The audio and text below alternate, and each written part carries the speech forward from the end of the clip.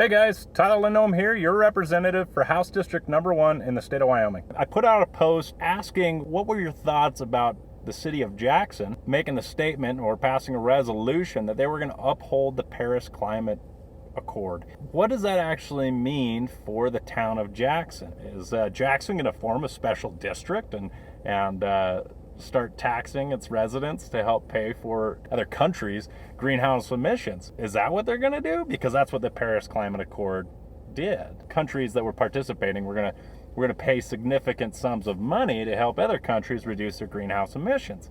So if they're not going to do that, maybe they're going to reduce their greenhouse emissions? Is that going to be exactly how that's done?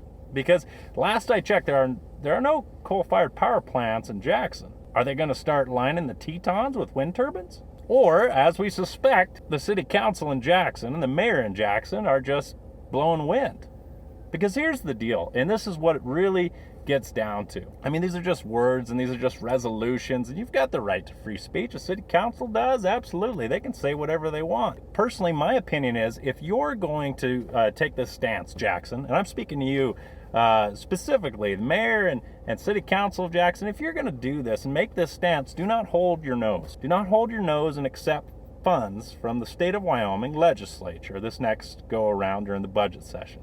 Don't accept those funds because they've been tainted by coal. Stand your ground. Stick to your principles. This is a moral conviction stance that you've taken for the people of Jackson, and I ask that you not hold your nose. My last post, we talked about federal coal lease money, and we built a lot of schools in the state of Wyoming off that money. In fact, we're building a school next year right there in Jackson with that money. I suggest they hold out for wind lease, federal wind lease money. Hold out on that. In the state of Wyoming, we'll cut your guys' fair share, and hopefully we can pay for that school. It might take a little while, though, because as of right now, the federal government sends no federal wind lease money. They send federal coal lease payments, but we don't get any federal wind lease payments. So hold your ground, Mr. Mayor.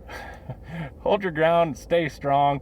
If this is truly a moral conviction that you and as a city council want to take, then take that. But I don't think your constituents are going to completely agree. Maybe it's time to listen a little closer to the people. And as far as pulling down the president's pictures, I'm on the other side of the state. I've come from the most conservative district in the state of Wyoming. By far, we've got more Republicans here, registered Republicans, than any other House district. As far as I know, no public office ever took down President Obama's picture or Vice President Biden's picture.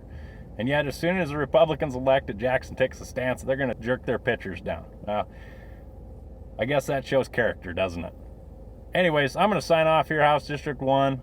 If anybody knows the mayor of Jackson, pass this on to him. I'd really hope that he holds his conviction, holds his high ground, and I don't know how they're going to pay for these other countries, but good luck, Jackson.